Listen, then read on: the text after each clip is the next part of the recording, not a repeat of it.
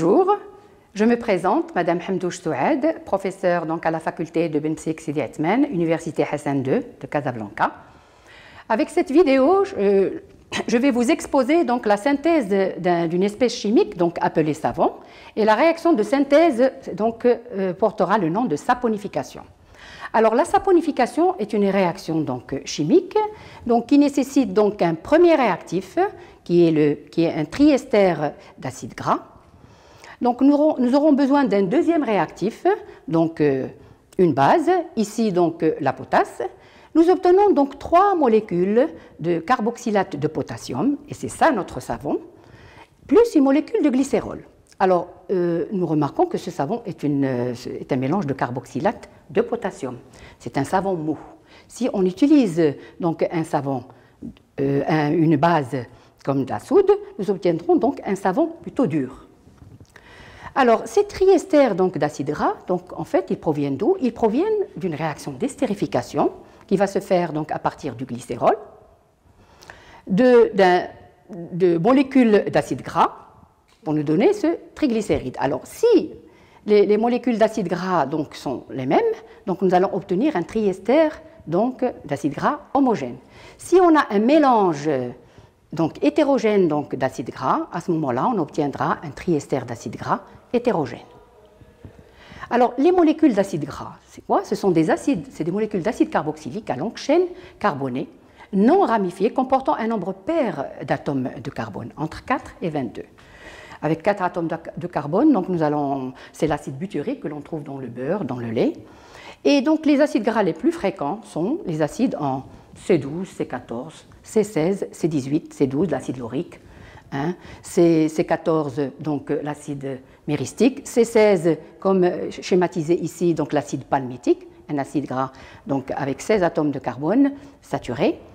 On remarque aussi sur cette figure-là donc l'acide oléique, un acide monoinsaturé, donc contenu dans l'huile d'olive, l'huile avec laquelle nous allons travailler aujourd'hui.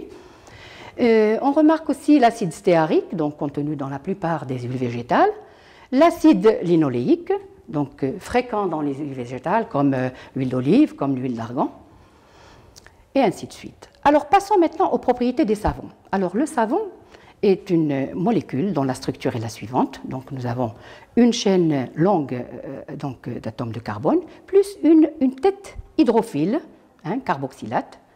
Cette tête hydrophile donc, est donc soluble dans l'eau et la queue lipophile donc, soluble dans les corps gras. Alors, en solution aqueuse, les molécules donc, du savon sont isolées et donc elles sont isolées et très peu dissociées. On a très peu de molécules du savon.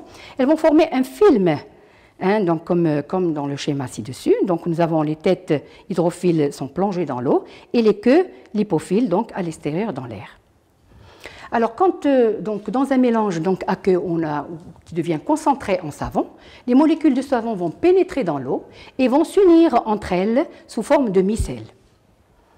Alors, la formation de ces micelles donc, permet la dissolution dans l'eau d'une tache grasse. Hein, donc, une tache d'huile, d'une tache grasse contenue dans un tissu. Alors, la tache grasse, elle va pénétrer à l'intérieur de la micelle et elle va être entourée par les queues lipophiles. Hein, et par la suite, donc, ces têtes hydrophiles vont entraîner donc, ces taches d'huile dans l'eau, et c'est ainsi qu'on va obtenir donc, plusieurs micelles qui seront donc par la suite évacuées hein, dans l'eau. Alors, à partir donc, après cette partie théorique, donc, nous allons passer un peu à la partie pratique de la synthèse du savon. Alors, cette réaction de saponification, elle va se faire dans un montage à reflux. Hein. Donc, on va prendre d'abord un ballon de 250 ml dans lequel on va introduire avec précaution 20 ml de solution de soude, très corrosif. D'ailleurs, on doit donc porter des gants et porter des lunettes. Et on doit ajouter donc un peu d'éthanol, enfin 20 ml d'éthanol, pardon. Donc, qui va nous servir de solvant, qui va permettre à la réaction de se faire pour nous rendre un mélange homogène. Donc, on agite un petit peu et donc après, on ajoute donc 10 ml d'une huile alimentaire constituée uniquement d'oléine. Donc, notre huile, c'est une huile d'olive, donc constituée majoritairement d'oléine.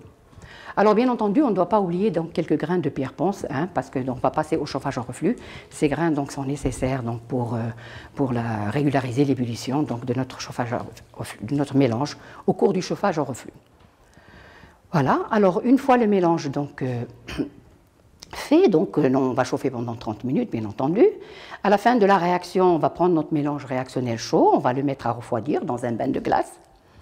Alors, une fois donc froid, on va donc préparer une solution donc saturée de NaCl.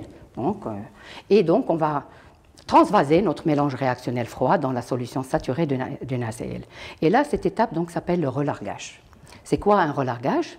C'est-à-dire que donc on a obtenu notre savon est un sel organique et donc on veut le faire précipiter et pour le faire précipiter on va le remplacer par une autre substance et cette substance ça va être un sel minéral à ion commun. C'est-à-dire qu'on ne peut pas faire de relargage si on n'a pas on fait avec une autre substance contenant un ion commun pour que le relargage se fait bien.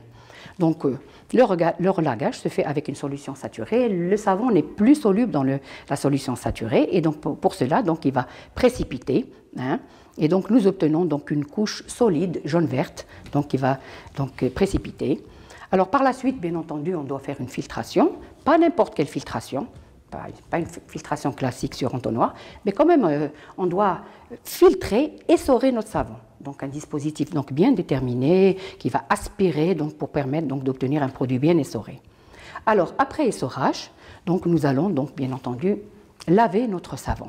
Alors pour le laver donc on a deux variantes, soit on lave avec une solution à pH neutre si on veut éliminer l'excès de soude qui est dans notre savon, soit on lave avec une solution alcaline, parce qu'un peu d'alcalin, ce n'est pas toujours mauvais, donc ça va nous permettre de conserver donc, notre savon.